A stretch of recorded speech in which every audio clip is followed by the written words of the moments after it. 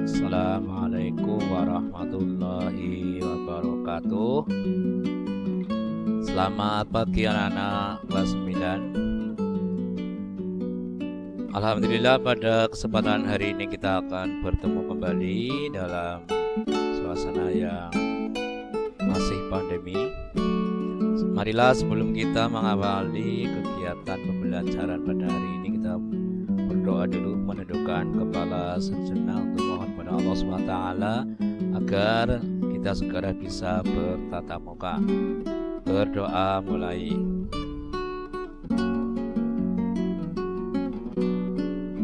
Ya, selesai. Anak-anak yang saya cintai dan saya banggakan, pada kesempatan hari ini kita akan melanjutkan materi pertemuan yang ketiga atau materi terakhir untuk bab 2. Ingat anak-anak, materi ini berkaitan dengan pokok pikiran yang ada dalam pembukaan. Nah, hari ini kita akan fokus kepada sikap positif terhadap pokok pikiran yang terkandung dalam pembukaan Undang-Undang Dasar Negara Republik Indonesia tahun 1945.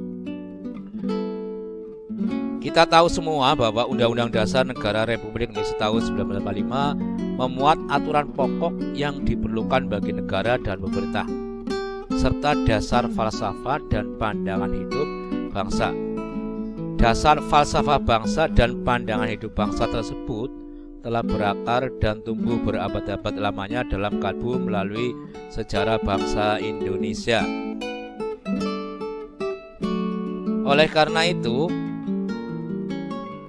sudah jadi tugas kita bersama, termasuk kalian sebagai pelajar sekaligus generasi penerus perjuangan bangsa, untuk mempertahankan kelestarian pokok-pokok pikiran yang ada dalam pembukaan Undang-Undang Dasar Negara Republik Indonesia tahun 1945. Dengan demikian, pokok pikiran pembukaan tidak hanya menjadi rangkaian kata-kata luhur tanpa menjadi pegangan hidup dalam kehidupan bermasyarakat, berbangsa, dan bernegara.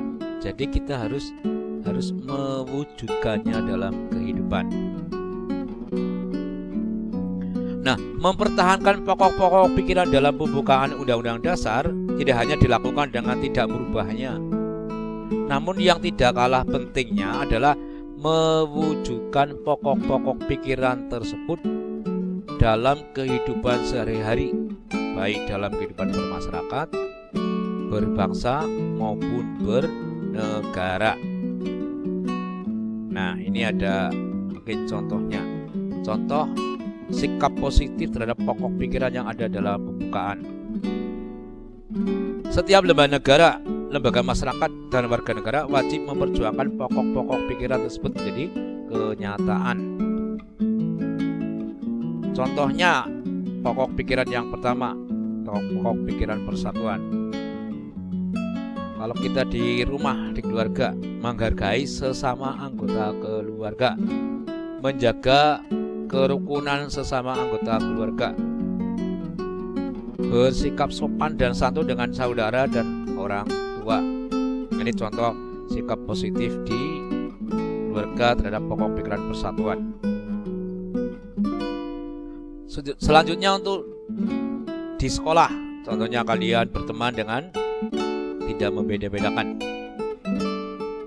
Kemudian aktif dalam kegiatan kelas sekolah, kelompok belajar, kelompok mungkin pencinta alam, dan lain sebagainya. Kegiatan-kegiatan sekolah kan sangat banyak.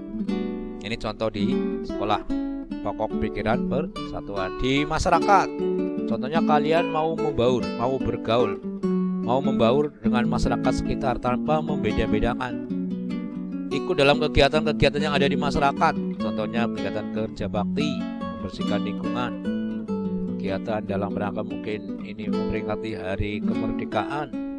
Saat ini memang nggak boleh, besok kalau udah boleh ya silakan kalian berperan aktif. Selanjutnya, dalam kehidupan yang lebih luas lagi, dalam kehidupan bernegara, kalian harus mendahulukan kepentingan bangsa dan negara di atas kepentingan pribadi dan golongan. Menghormati orang lain, suku lain, agama lain, dan seterusnya. Ini adalah adalah contoh sikap positif terhadap pokok pikiran persatuan, baik di lingkungan keluarga, sekolah, masyarakat maupun dalam kehidupan bernegara. Selanjutnya kita lihat sikap positif terhadap pokok pikiran keadilan sosial. Kalau di keluarga ya kita tidak memaksakan kehendak terhadap anggota keluarga yang lain. Bersikap adil terhadap anggota keluarga yang lainnya, tidak membeda-bedakan dan seterusnya. Dan di lingkungan masyarakat, di lingkungan sekolah dulu, kalian sebagai pelajar harus menaati peraturan sekolah yang berlaku. Masuk atau datang ke sekolah tepat waktu, melaksanakan atau melakukan kewajibannya sebagai warga sekolah, ya, dan seterusnya. Kemudian di lingkungan masyarakat, antara lain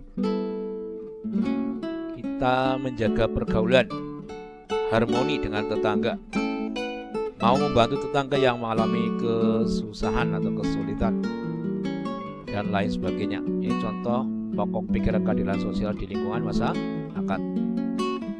Kemudian dalam kehidupan yang lebih luas lagi, contoh pokok pikiran keadilan sosial ini antara lain kalian sebagai warga negara membayar kewajiban terhadap negara tepat waktu.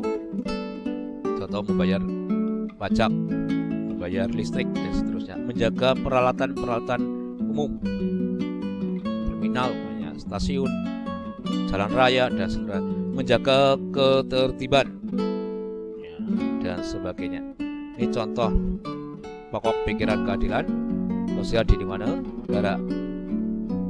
Selanjutnya kita akan lihat pokok pikiran ini yang berkaitan dengan pokok pikiran yang ketiga. Pokok pikiran yang ketiga ini sudah menjadi tugas kita bersama, termasuk kalian sebagai pelajar generasi penerus perjuangan bangsa, untuk mempertahankan kelestarian pokok-pokok pikiran yang ada dalam pembukaan. Mempertahankan pokok-pokok pikiran dalam pembukaan tidak hanya dilakukan dengan tidak mengubahnya tadi ya. Sekarang kita akan lihat contohnya, contoh pokok pikiran yang ada dalam pembukaan yang berhubungan dengan pokok pikiran kedaulatan rakyat.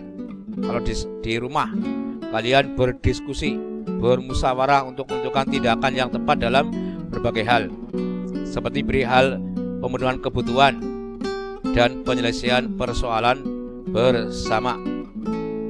Kemudian contoh di lingkungan sekolah, kalian melakukan musyawarah untuk menyelesaikan permasalahan yang ada di sekolah. Contoh di kelas, permasalahan mungkin kebersihan, dan kalian menghargai pendapat teman dalam diskusi kelompok. Ini contoh lagi. Kemudian di lingkungan masyarakat, contoh pokok pikiran kedaulatan rakyat di lingkungan masyarakat, kalian membantu dalam pelaksanaan pemilihan kepala desa, ketua RT dulu, ketua RT, ketua RW, kepala desa, dan seterusnya, pemilihan-pemilihan yang ada di desa. Kalian ikut menyukseskan. Kemudian contoh pokok pikiran kedaulatan rakyat dalam lingkungan negara, kalian membantu penyelenggaraan pemilu, mendorong anggota masyarakat yang telah cukup umur untuk melaksanakan haknya. Contoh pokok pikiran yang terakhir adalah pokok pikiran ketuhanan. Contohnya kalian di rumah rajin beribadah bersama saudara dan anggota keluarga yang lain, orang tua dan seterusnya, menjalankan perintah orang tua dengan baik, mau menjalin silaturahmi dengan anggota keluarga yang lain. Kemudian di lingkungan sekolah, kalian menghargai teman sekolah yang agamanya berbeda. Contohnya menghormati ketika temannya sedang melaksanakan ibadah, kalian tidak mengganggunya. Dan contoh lain dalam kehidupan di lingkungan masyarakat, menghargai tetangga yang agamanya tidak sama atau berbeda, kalian menghormati. Kemudian yang berikutnya terakhir, contoh pokok pikiran ketuhanan di lingkungan negara, yaitu bertoleransi terhadap orang lain yang berbeda agama, seperti menghormati umat agama lain yang sedang menjalankan ibadah keagamanya. Anak-anak yang saya cintai dan saya banggakan, itulah materi pada pertemuan Yang ketiga bab 2. Selanjutnya anak-anak mengerjakan tugas mandiri. Tugas mandirinya adalah mengerjakan uji kompetensi 1, 2, dan 3 bab 1 yang ada di buku pendamping PR. Ini yang sampulnya seperti ini, silahkan anak-anak kerjakan di buku, dan setelah selesai disalin jawabannya melalui link yang sudah Bapak siapkan. Sekali lagi kerjakan dulu di buku baru disalin. Demikianlah materi hari ini anak-anak. Saya akhiri pertemuan pada hari ini.